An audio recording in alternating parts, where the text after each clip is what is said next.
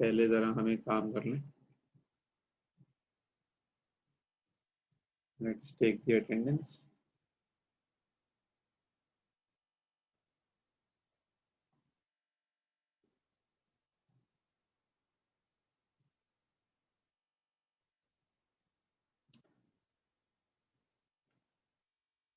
Okay, question ये था कि कोई ऐसा प्रोसेस बताएं जिसमें हमारा टेम्परेचर और क्या स्टेट एक साथ चेंज हो। और ये एक आंसर आप में से किसी ने दिया था कि इवेपोरेशन ऐसा होता है, और बिल्कुल ऐसा ही होता है। फिर हमने उसकी कुछ एग्जांपल्स भी डिस्कस की थी। ठीक है, अच्छा अब वही बात लिंक कर लेते हैं वापस। देखें, आप जब बात कर रहे होते हैं अपने किसी भी मटेरियल फॉर्म की, मैटर की, तो आप ये बात कह रहे होते हैं कि मैटर 3 स्टेट्स में एग्जिस्ट करता है, सॉलिड और लिक्विड हो या गैस। ठीक है, अच्छा मैटर के पास जो एनर्जी पहले से मौजूद होती है at a given temperature, for example solid है तो सॉलिड का भी कोई ना कोई टेम्परेचर तो होगा, रूम टेम्परेचर होगा। लिक्विड है तो लिक्विड का भी कोई ना कोई टेम्परेचर होगा, रूम टेम्परेचर होगा। गैस है तो गैस का भी कोई ना कोई टेम्परेचर होगा, रूम टेम्परेचर होगा।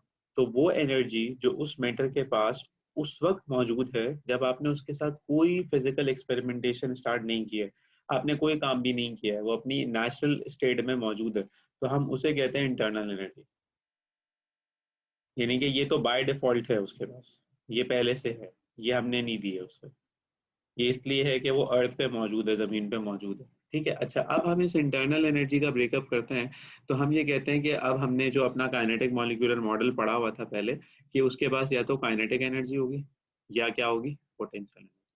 अच्छा, काइनेटिक एनर्जी क्यों होगी भाई? क्योंकि हम ये कहते हैं कि सारी states of matter, that is B it solids, B it liquids, B it gases, they have some sort of motion, be it vibration, be it translational, be it random motion. That means they do have some motion. So energy that is possessed with respect to its motion is known as kinetic energy. Am I right? But when we talk about potential energy, what does that supposed to mean? That means कि हम ये कह रहे हैं कि potential energy is associated with some forces. तो अब ये forces वगैरह कहाँ से आती हैं? अच्छा, आप लोगों को सिर्फ ये आइडिया होगा कि potential energy होती है mgh। तो मैं आप लोगों को सिर्फ ये बात बता दूं कि बेटा ये potential energy जो आप पढ़ रहे होते हैं mgh, that is due to gravity। तो क्या gravity कोई force है? तो answer is yes, gravity is a force। तो यहाँ पे जो पोटेंशियल एनर्जी की बात कर रहे होंगे तो एमजीएच वाले की बात नहीं कर रहे होंगे, फोर्स की बात कर रहे होंगे। तो कौन सी फोर्स जो मैटर के अंदर होगी? वो होती है इंटरमॉलिक्यूलर फोर्सेस। तो इंटरमॉलिक्यूलर फोर्सेस क्योंकि वहां पे एग्जिस्ट करती हैं, तो हम ये कहते हैं कि हमारे पास पोटेंशियल एनर्जी भी मौजूद होती है अपने एटम्स के अंदर। ठीक है, अच्छा दूसरी बात, अब कौन से चेंजेस हम डिस्कस कर रहे थे? हम डिस्कस कर रहे थे, एक था सेंसिबल वाला पार्ट और एक था लेटेंट वाला पार्ट। तो मैं यहाँ पे दोनों को कैटेगोरिकली अलग अलग लिख देता हूँ। सेंसिबल को मैंने कहाँ लिखा है? काइनेटिक के साथ। लेटेंट को मैंने कहाँ लिखा है? पोटेंशियल के साथ। दैट मीन्स मैं आपको क्या समझाना चाह रहा हूँ कि जो भी टेम्परेचर थर्मोमीटर सेंस कर लेगा वो काइनेटिक एनर्जी का चेंज होगा प्राइमरीली, जो हम अपने पास रिकॉर्ड कर रहे होते हैं। जिसमें हमारे पास स्टेट चेंज हो रही होती है, जिसमें हमारे पास मॉलिक्यूलर फोर्सेस या मोशन वगैरह चेंज हो रहा होता है, वो रिलेटेड होगा पोटेंशियल एनर्जी के साथ। तो क्योंकि वो थर्मोमीटर सेंस नहीं कर सकता, डिटेक्ट नहीं कर सकता, तो हम उसे कहते हैं लेटेंट, हिडन। ठीक है, और उसके कॉजेज वगैरह आपके सामने डिस्कस हुए हुए हैं। आगे चलते हैं। अब हमने जो चीज प्राइमरीली पढ़ना शुरू करनी है, दैट इज हीट कैपेसिटी। यानी कि वो सारा का सारा जो हमने बैकग्राउंड लिया है वो दरअसल ये पढ़ने के लिए लिया है, what is heat capacity, heating capacity of any substance. जैसे अगर मैं आपसे कहूँ कि let's not talk about directly heat capacity, let's talk about only term capacity. Capacity का क्या मतलब होगा, जरा सोचो, क्या कहोगे? What do you understand by capacity? How much we can heat a substance? अरे भाई Abdullah, not heat capacity, only capacity. To an extent, मतलब to how to extent of something or some object. If a pour a जबरदस्त, to water extend of something, water हाँ in glass, बिल्कुल, water in in glass glass, हो सकता है, there is a limit of water. बिल्कुल हो सकती है, जबरदस्त कह रहे हैं। Basically capacity I I consider that as space, volume है ना, कि कितनी गुंजाइश है किसी चीज के अंदर। ठीक है, अच्छा अब अगर हम ये कहते हैं कि for example we are talking about water capacity, जरा सोचो वाटर कैपेसिटी का क्या मतलब होगा। Let's talk about a water capacity of a gallon. एक gallon it can hold 4 litres for example. तो अब इसका क्या मतलब है, ये कैपेसिटी मैंने लिखी है गैलन की जो कि वाटर कैपेसिटी है, क्या मतलब है इस चीज का? It can hold 4 liters of water. It's its capacity of holding how much water it can hold. जबरदस्त, यानी कि जब तुम 4 लीटर उसमें पानी डालोगे, बेटा आप सब मेरी बात सुन रहे हैं, सो तो नहीं रहे, 4 लीटर जब आप उसमें पानी डालोगे तो 4 लीटर तक, यानी कि 4 लीटर्स तक उसमें पानी जाता रहेगा, है ना, उसमें से पानी बाहर नहीं आएगा, गिरेगा नहीं। 4 लीटर की तो उसकी होल्डिंग कैपेसिटी है। 4 लीटर से कम डालोगे, 3.5 लीटर कैपेसिटी डालोगे, मतलब गुंजाइश। 1 लीटर डालोगे, तो वो भी उसी के अंदर रहेगा। ठीक है, उसकी क्योंकि कैपेसिटी, उसकी गुंजाइश इतनी है तो वो बाहर नहीं निकलने लगेगा। लेकिन अगर फॉर एग्जांपल एक 4 लीटर का गैलन है और हम उसमें 4.5 लीटर्स पानी डाल दें, तो जरा सोच समझ के बताना कितना बाहर आएगा पानी? 4.5 डालेंगे 0.5 लीटर बाहर आएगा। 0.5 लीटर बाहर आएगा, यानी कि 0.5 लीटर गिर जाएगा, ओवरफ्लो होगा। ठीक है, और बाहर वाले लोगों को जो बैठे हुए नजर आएगा कि इस गैलन में से पानी गिर रहा है।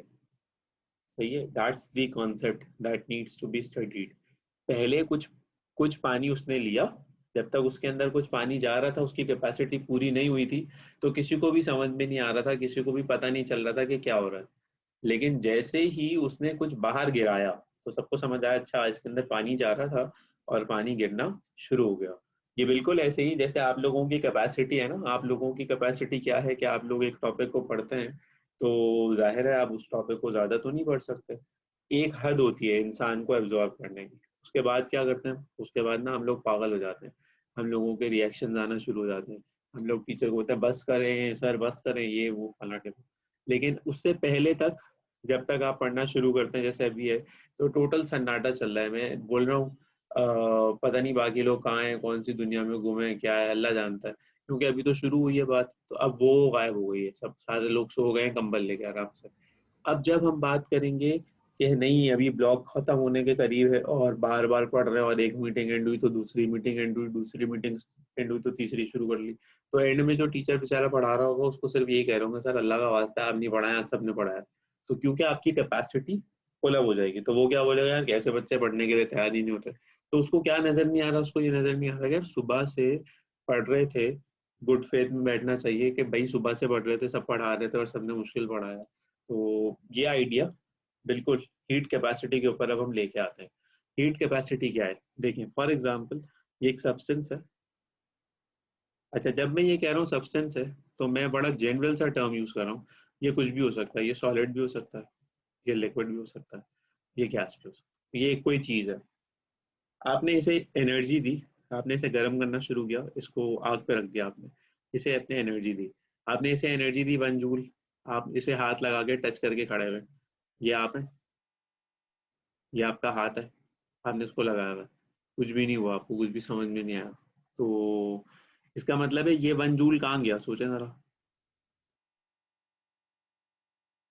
1 जूल आपकी बॉडी पे इफेक्ट हुआ हमें तो हुआ हम तो होगा, लेकिन इफेक्ट हमें इफेक्ट फील नहीं हुआ होगा हमें क्योंकि फील नहीं हुआ, इसकी यानी क्या। कि ये वन यस। जूल कहाँ गया सवाल, ये इसको दे देते यार हैं ना। हमारे हाथ, our hands are not sensitive so that we can उसको महसूस कर सकें। अच्छा okay, let's change the example, आपको हटा देते हैं, आपके भी हाथ को हटा देते हैं, यहाँ थर्मोमीटर लगा देते हैं। ठीक है, अच्छा अब आप चले गए, थर्मोमीटर आ गया, आपने 1 जूल एनर्जी दी इसे, थर्मोमीटर भी कोई फर्क नहीं पड़ा, जहाँ इसका मर्क्यूरी लेवल था वही है, कोई नहीं हिला, ये अब क्या हुआ, क्या ये 1 जूल कहाँ गया, की जस्ट देखो। कैपेसिटी, अगर लॉस्ट हमें इन कोई चेंज लाना है, अगर हमें कोई चेंज लाना है ना, तो हमें उसकी कैपेसिटी के हिसाब से करना होगा। जैसे अगर मरकरी 10 जूल पे हटेगी तो हम 1 जूल देंगे, उससे नहीं चलेगा। यार अब्दुल्ला तुम इन बेवकूफों में किधर आ गए हो, हैं किधर आ गए हो? तुम्हें फील नहीं होता कि कितने तुम जीनियस हो और बाकी लोग कितने छोटे लोग हैं, मतलब सोचो, बाकी लोगों को पता ही नहीं चल रहा क्योंकि वो सो रहे हैं। तो ये तो खैर मजाक की बात थी, काम की बात क्या है, काम की बात ये है कि भाई 1 जूल आपने जो एनर्जी दी वो इसके अंदर एब्जॉर्ब हो गई। अब इसकी कैपेसिटी अभी पूरी नहीं हुई है, किसी को पता ही नहीं चला, इसके अंदर हिम्मत थी, इसने रख लिया आराम से, कि हुआ क्या है। तो ना थर्मोमीटर ने डिटेक्ट किया ना हमने। तो जब इसकी कैपेसिटी ओवरफ्लो होगी तभी इसका टेम्परेचर भी बढ़ेगा। यही मैं समझाना चाह रहा हूँ जी। यानी कि आप अगर फॉर एग्जांपल भाई आप मुझे तो नहीं पता ना कि कितनी कैपेसिटी है, तो मैं क्या करता हूँ, मैं ना इसको 1 जूल करके एनर्जी देते रहता हूँ by keeping a close I on this, on what, my thermometer. Let's say initially thermometer था 25 डिग्री सेल्सियस, ठीक है। अब मैं इसे हीट दे रहा हूँ एक एक जूल करके, और मैं टोटल कर रहा हूँ कि कितनी हो गई है। 2 जूल हो गई है, कोई फर्क नहीं पड़ा। 3 जूल हो गई है, कोई फर्क नहीं पड़ा। 5 जूल हो गई, कोई फर्क नहीं पड़ा। लेट्स से 100 जूल्स जब मैंने इसे एनर्जी दी तो पता चला कि ये 25 से कहाँ आ गया, तो 100 जूल्स इसकी हीट कैपेसिटी हो गई।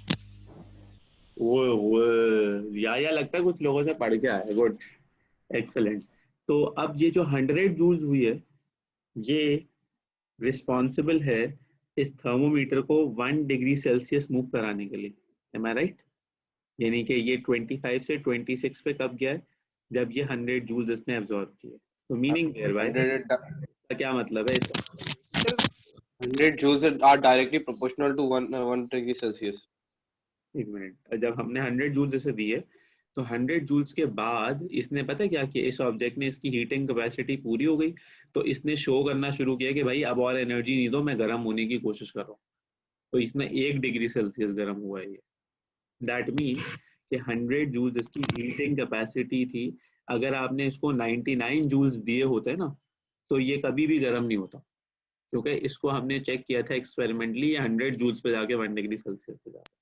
अच्छा, अब जब मैं ये लफ्ज इस्तेमाल कर रहा हूँ कि गर्म नहीं होता, तो मैं इस डेफिनेशन को जहन में रखे हुए हूँ कि मेरे लिए किसी चीज का गर्म होना, इससे मतलब ये है कि उसका टेम्परेचर चेंज हो। भाई 99 जूल्स तक अगर मैं चला गया हूँ तो टेम्परेचर तो 25 ही है, तो मुझे तो टेम्परेचर चेंज फील ही नहीं हुआ। तो जब तक टेम्परेचर चेंज मुझे ये थर्मोमीटर को फील नहीं हुआ, मैं क्या कहूँगा, मैं कहूँगा कि ये गर्म नहीं हुआ। लेकिन जैसे ही वो 1 डिग्री सेल्सियस गर्म हुआ, तब मुझे फील हुआ कि हाँ भाई अब ये गर्म हो रहा है। तो क्योंकि ये अब गर्म हो रहा है, तो मैं ये कह सकता हूँ कि ठीक है, अब इसकी हीटिंग कैपेसिटी पूरी हो गई है। ये बताओ, बात समझ में आई? Yes, sir. अच्छा, अब दोबारा से रिपीट करते हैं। देखो, क्या ये वही कॉन्सेप्ट है जैसे हम अभी गैलन की बात कर रहे थे या अपनी अपनी एक्सप्लेनेशन की बात कर रहे थे? बिल्कुल वैसे। यानी कि जब तक आपके पास Yes. एक सर्टेन लिमिट एक्सपेंड नहीं हो जाती, यानी कि बियॉन्ड कैपेसिटी कुछ नहीं चला जाता, तब तक चीजें ओवरफ्लो नहीं करती। यानी कि ये बिल्कुल ऐसे समझ लो कि हीट कोई चीज थी, समझने के लिए कह रहा हूँ, ऐसे तो कोई चीज नहीं होती ना। हीट कोई चीज थी जो इसके अंदर जा रही थी, इसके अंदर जगह थी, पैकेट्स बने हुए थे उसको रखने के लिए। तो जब वो पूरे भर गए, तब उसने सिग्नल आउट किया कि now I am filled up, अब मुझे और नहीं दो। तो जैसे ही आपने आखिरी रखा, जब उसकी कैपेसिटी पूरी हो गई थी, आपने एक और मजीद डाल दिया, तो उसने फौरन सिग्नल किया कि भाई ये ले लो तुम वापस, मैं नहीं इसे रख सकता, क्योंकि मेरी तो कैपेसिटी 100 जूल्स पे पूरी हो गई थी, 99 जूल्स पे पूरी हो गई थी, 100 जूल्स के ऊपर अब मैं गर्म हो रहा हूँ। बात समझ आई? यस। तो अब Yes, sir. हम इसे फिजिकली डिफाइन करेंगे, रट्टा मारेंगे इसका, ताकि हमें पेपर में नंबर में ले जा रहे। पेपर में अगर हम ये लिखेंगे गैलन भर जाता है, एग्जामिनर बोलेगा भाई कहना क्या चाह रहे हो। तो हीट कैपेसिटी कैपिटल सी, देख लो तुम लोगों को पढ़ा रहा हूँ, कैपिटल सी है, ये स्मॉल सी नहीं है। और बड़ा लिख देता हूँ, capital C is the amount of thermal energy required to raise the temperature of a substance by 1 K। तो 1 K क्या है, केल्विन है, या 1 डिग्री सेल्सियस। तो सेल्सियस से हम ज़्यादा फेमिलियराइज होते हैं, क्योंकि हम ज़्यादातर थर्मोमीटर्स को सेल्सियस में यूज़ करते हैं। वरना अगर एसआई यूनिट्स की बात करेंगे तो थर्मोमीटर या टेम्परेचर्स के लिए जो एसआई यूनिट्स हम फिजिक्स में यूज़ करते हैं वो केल्विन होता है। तो अगर आप 1 केल्विन किसी चीज़ को गर्म कर दें या आप 1 डिग्री सेल्सियस किसी चीज़ को गर्म कर दें, तो जो भी एनर्जी आपने कंज्यूम की है वो दरअसल क्या कहलाएगी, हीट कैपेसिटी। फॉर्मूला क्या है, Q अपॉन डेल्टा थीटा। यहाँ पे Q क्या है, Q है हीट। हीट बोले तो कोई एनर्जी दुनिया की किसी भी तरह की, ठीक है जी। और डेल्टा थीटा क्या है, that is change in temperature. अच्छा, कुछ लोग ये काम करते हैं, कुछ लोग ना ये से ऐसे लिख देते हैं, उनको ये अच्छा नहीं लगता डेल्टा थीटा, वो डेल्टा टी लिख देते हैं। तो कोई बात नहीं, एक ही बात है ना, चलता है, कोई मसला नहीं है। लेकिन डेल्टा थीटा भी चलता है, डेल्टा टी भी चलता है। यानी कि आप अगर हीट को चेंज इन टेम्परेचर से डिवाइड कर दें तो आपको क्या मिल जाएगा, हीट कैपेसिटी मिल जाएगी।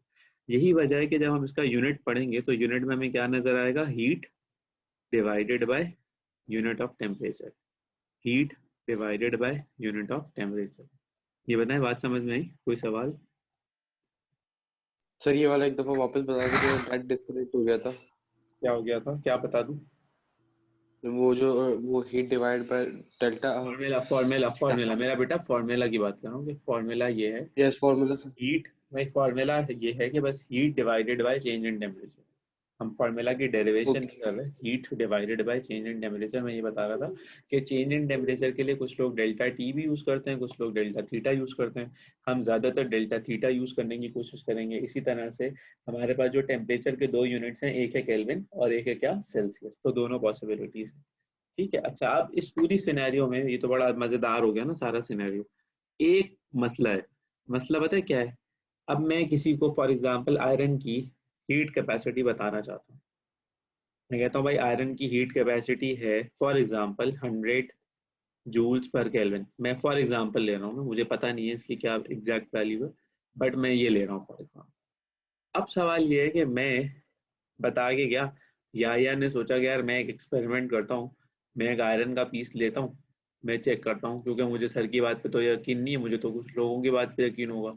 तो मैं अब सर को झूठा साबित करने के लिए ना आज पूरे हथियार लेके बैठा हूँ। आज मैं सर को जो है तंग करने वाला हूँ, बस खत्म हो गई बात। तो उसने आयरन का एक पीस लिया, बड़ा सिंपल सा आयरन का पीस, तो कहीं से भी मिल जाएगा। उसने जो है वो उसका इनिशियल टेम्परेचर नोट किया कि भाई इनिशियल टेम्परेचर उसका कराची में 30 डिग्री सेल्सियस है। अब मैं उसको गर्म करना शुरू करता हूँ। उसने उसको हीट जी 100 जूल्स की। अब उसने 100 जूल्स की हीट दी, टेम्परेचर उसका नोट किया, फाइनल वो आया 30 डिग्री सेल्सियस। तो वो तो बड़ा हैरान हुआ कि सर तो झूठ बोल रहे थे, सर ने तो सब गलत पढ़ा है। उसने जो है ना आके क्लास में बैठा था तैयार होके, आते ही बोला सर आप सब गलत पढ़ाते हैं, सब फजूल बातें करते हैं आप। देखें मैंने पूरा एक्सपेरिमेंट किया। तो सर ने बोला हाँ भाई। अरे 31 क्यों नहीं हुआ?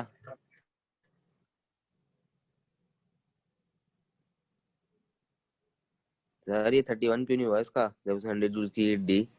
ओ भाई रुक जाओ ना, सर बता रहे ना।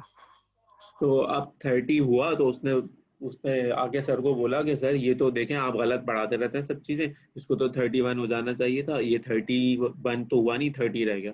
तो सर क्योंकि फिजिक्स के सर थे, चालाक होशियार आदमी, तो उन्होंने बोला बेटा मैंने तो ऐसे कुछ पढ़ाया ही नहीं है। बोलेगा है ये क्या बात हुई? बोलेगा अभी तो पढ़ाया था। तो फिर सर बताएंगे भाईजान मैंने आपको ये थोड़ी बताया था कि आयरन का कितना मास होगा जो आपके एक्सपेरिमेंट की कंडीशन होगी।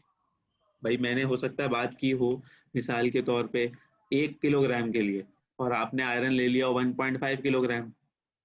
हो सकता है मैंने बात की हो 0.5 किलोग्राम के लिए, आपने आयरन ले लिया हो 1 किलोग्राम।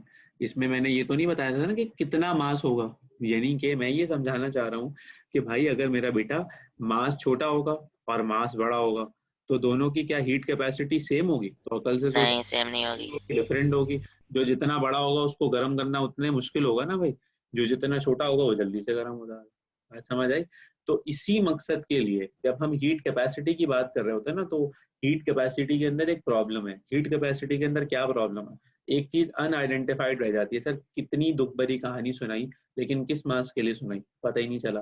तो इसका जवाब ये है कि हम हीट कैपेसिटी को समझाने के बाद पढ़ते पता है क्या है? पढ़ते हैं हम, यहाँ देखिएगा आपके साथ क्या होने वाला है, स्पेसिफिक हीट कैपेसिटी। क्या पढ़ते हैं? Specific heat capacity. तो फिर सवाल ये आता है कि भाई हीट कैपेसिटी क्यों बढ़ी? तो देखें हीट कैपेसिटी इसलिए बढ़ी ताकि आपको फिजिकल फिनोमेना, फिजिकल प्रोसेस समझ में आए, फिजिकल मेजरमेंट समझ में आए, जिसकी मैं बात कर रहा हूँ कि यार ये क्वांटिटी थी, ऐसी मेजरमेंट लेनी की है और उसके बाद ये कैलकुलेशन होने की, समझ आ गई? अब मैं कहता हूँ हीट कैपेसिटी अगर हम निकालें 1 किलोग्राम के लिए, किसके लिए?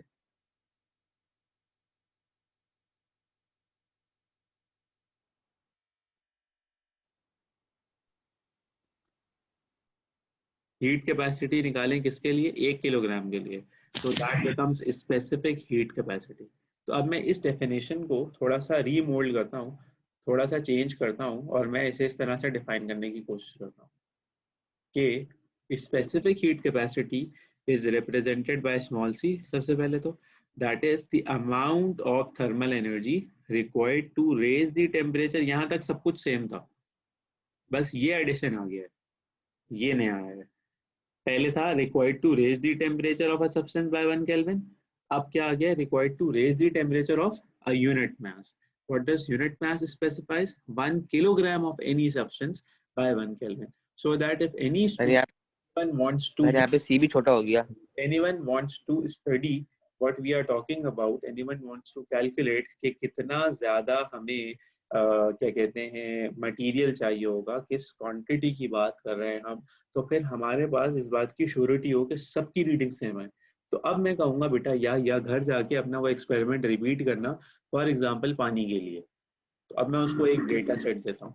मैं कहता हूँ भाई पानी की जो स्पेसिफिक हीट कैपेसिटी होती है that is small C, that is 4200 joules per kilogram per kelvin या 4200 जूल्स पर किलोग्राम पर डिग्री सेल्सियस. अब इस बात का क्या मतलब है? इसका मतलब है, ध्यान से देखना, 1 किलोग्राम ऑफ पानी requires 4200 joules to change its temperature by 1 degree Celsius. ठीक है, बात समझ आई? अब जरा इसको दोबारा से पढ़ो. मैं क्या कह रहा हूँ? मैं कह रहा हूँ to change its temperature by what? To change its temperature by 1 degree Celsius. Celsius और 1 केल्विन. इट्स एग्जैक्टली दी. यानी कि अब या घर पे गया, उसने लिया 1 किलोग्राम पानी. सवाल ये है कि 1 किलोग्राम पानी कैसे लेगा? हाँ भाई या कैसे लोगे 1 किलोग्राम पानी? सर 1 लीटर हो सकता है, किलोग्राम ऐसे होगा क्या? उसको वेट मतलब करें. 1 लीटर. एक किलोग्राम. बिल्कुल जबरदस्त गुड. एक ही एग्जैक्टली मेजरमेंट्स होंगे ना, सेम इक्विवेलेंट्स होते हैं लीटर और किलोग्राम. तो इसने 1 लीटर पानी लिया, उसके ऊपर लिख दिया 1 किलोग्राम पानी है और उसको गर्म करना शुरू किया. उसके अंदर थर्मोमीटर डाला और अगर पानी पाकिस्तानी नहीं था, साफ था. ये बड़ा इंपॉर्टेंट फैक्टर है. मैंने साफ पानी की बात की थी, पाकिस्तानी पानी की बात नहीं की थी.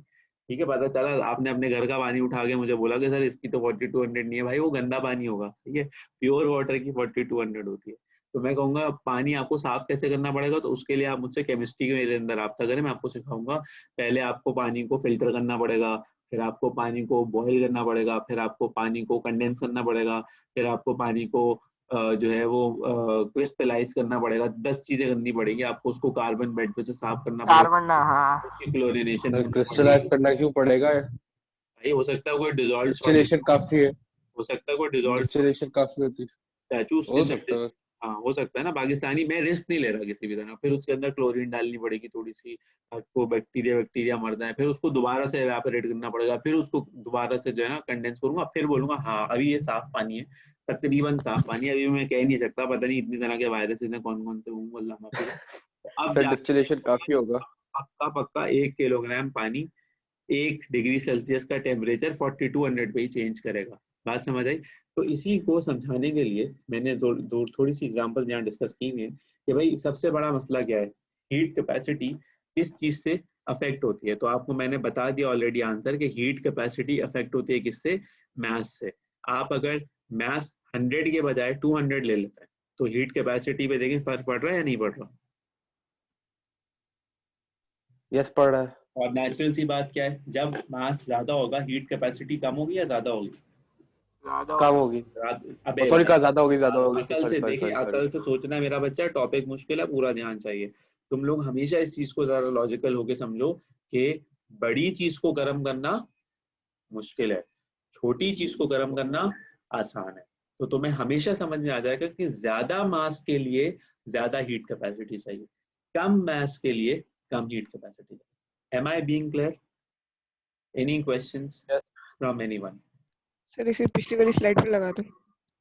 बेटा एक तुम मेरी बात नहीं सुन रहे हो ज़ैफा, तुम सिर्फ स्लाइड्स सुन रहा हूँ सर, एक चीज नोट डाउन कर रहा था. डाल दूंगा ना अच्छी से, तो तुम फिर वो देखने में लग जाओगे. वाह यार वाह, सुभान अल्लाह. सर एक चीज नोट कर मुश्किलों रहा से था. मैं याद करके बैठा हूँ यहाँ पे सुनाने के लिए, तुम मेरे दिल दुखा रहे हो. ये वाली बात समझ में आई? ठीक है. अच्छा अब ये देखें, यहाँ पे भी वही है कि अब हमारे पास जो दूसरी चीज है जिसके ऊपर heat capacity dependent I guess this is very quite logical कि आपका जो मटेरियल है वो किस तरह का है. यानी जाहिर है कॉपर की बात करें और वाटर की बात करें तो copper different heat capacity show करेगा, है ना, और water different heat capacity show करेगा. अच्छा सवाल ये कि क्यों? क्यों कॉपर की अलग होगी, क्यों वाटर की डिफरेंट होगी? डिफरेंशियल स्टेट, यानी कि 100 ग्राम्स ले लें हम, 100 ग्राम्स हम दुनिया के किसी भी सब्सटेंस का ले लें, कॉपर का ले लें, वुड का ले लें, प्लास्टिक का ले लें, रबर का ले लें, किसी भी चीज का ले लें, सबकी हीट कैपेसिटी सेम होनी चाहिए अगर हीट कैपेसिटी का ताल्लुक मास से है। सर पुअर कंडक्टर वो होता है ना हीट। जबरदस्त, गुड। तो हम कहते हैं कि nature of the material, that means कि उसके अंदर बॉन्ड किस तरह का है, उसके अंदर जो एटम्स का स्ट्रक्चर है वो किस तरह का है, ये कंट्रीब्यूट करेगा इस चीज के ऊपर कि वो कितना जल्दी गर्म होता है। यानी कि अगर हम कॉपर की बात करें और वाटर की बात करें, हमें लेट से हमें वैल्यूज का कुछ भी अंदाजा नहीं है कि क्या वैल्यू किसकी, तो वैसे ही अंदाजा लगाएंगे सर जूल्स नीडेड बढ़ जाएंगे ना। कॉपर, और अगर वाटर की बात करेंगे तो कॉपर की कम होगी हीट कैपेसिटी।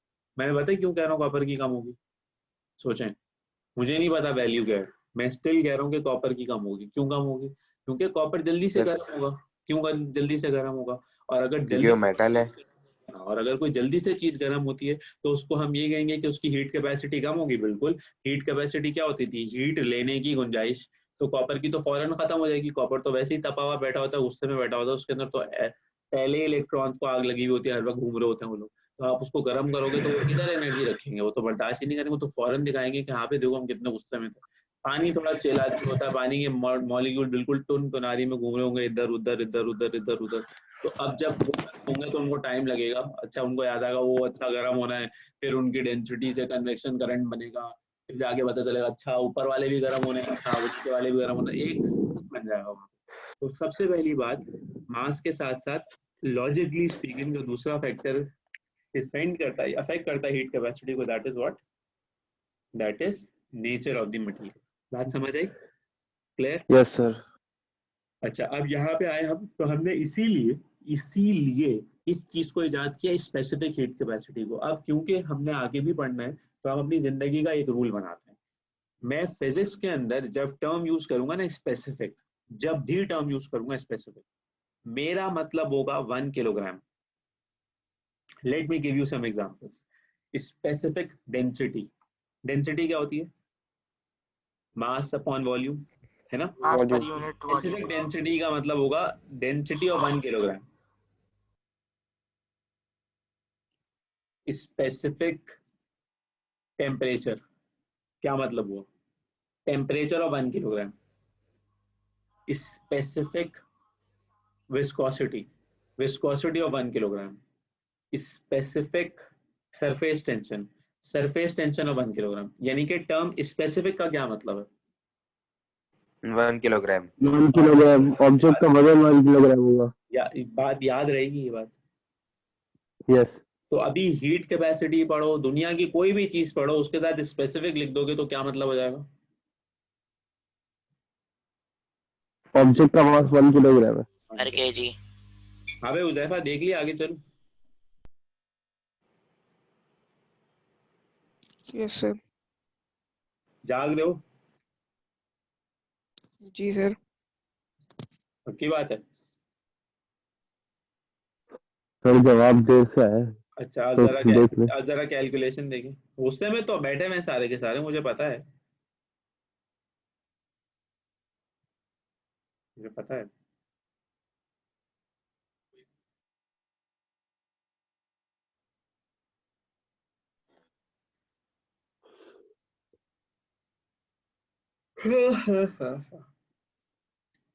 हाँ जी, ये क्लियर है बात? Yes sir. मुझे कुछ सर ये सारी पता इन्फॉर्मेशन क्वेश्चन में भी दी हुई होगी ना? यार, क्वेश्चन तो बेटा मैं भी कराऊंगा, हिला दूंगा तुम लोगों को, टेंशन ही ना लो। अभी तो मैं सिर्फ एक छोटा सा गार्डन दिखा रहा हूँ कि देखो कितना अच्छा होता है, कितना आसान होता है। क्वेश्चन तो तुम देखना बेटा आएंगे कैसे। आप लोगों के भरपूर टैलेंट को सामने रखते हुए क्वेश्चंस करेंगे, और ऑनलाइन मार्किंग भी करेंगे ना, सामने सामने नंबर देके, वहीं फेल, मुंह पे फेल, यू लगाऊंगा यू। भाई आगे चलूं बेटा? 2 लोगों के अलावा भी बाकी लोग जिंदा हैं जी सर। जी सर चले। बेटा, जवाब दे दें प्लीज। आप लोगों की जी शक्ल सर, तो नजर चलें नहीं आ ना। रही मुझे। चलिए सर आगे बढ़े। ये बात समझ में आई है, ये क्या हुआ? यस सर, डिवाइड हुआ है, गुड, कैपेसिटी निकालने के लिए। जबरदस्त। लेकिन साइन तो मुझे समझ में नहीं आया, -1 और जी -1। ये ना ये मैं सब पता है, साइन हाँ मैं समझ बता, नहीं है। देखो मैं बता दूं, ये जो मेरे जैसे टीचर ये होते हैं ना, इंडिसेस का रूल है। हाँ ये तो मुझे पता है, लेकिन भाई 2 -1 भाई मैं होता है ना मैं मेरे जैसे जो टीचर होते हैं ना उनको शो मारने का ना, शो ऑफ करने का बहुत शौक होता है, यानी कि उनको फजूल में चीजें मुश्किल करने का शौक होता है। यानी कि वो अच्छा वाला लिख सकता था यूं करके ना, ये लिख देता वो, बच्चे खुश हो जाते, लेकिन उसको ऐसे ही तंग करना था बस। तो तंग करना था तो उसने कहा नहीं ये तो समझ में आ जाएगा उसको, उसका मतलब है ये डिवाइड हो रहा है, तो नहीं तंग करता हूँ मैं, ऐसे ही मेरा दिल चाह रहा है तो मैं लिखूंगा ये। अच्छा बच्चा हमारा इतना मासूम है, उसकी इतनी छोटी छोटी सी खुशियां बेचारे की कि यार ये लिख देते हैं, हाँ तो भाई लिख दो, okay that's fine, no issues. लेकिन हमारी जो क्या कहते हैं फिजिक्स की स्टैंडर्ड अप्रोच है ना, एक स्टैंडर्ड अप्रोच है जिसको हम कभी लिफ्ट ही नहीं कराते, वो क्या होते हैं, वो होते हैं सिग्निफिकेंट फिगर्स। आपने नाम तो सुना होगा, यस मैथ है में। ना, कभी सर। इस्तेमाल नहीं करते एक अलग बात है, लेकिन नाम तो सुनते हैं ना।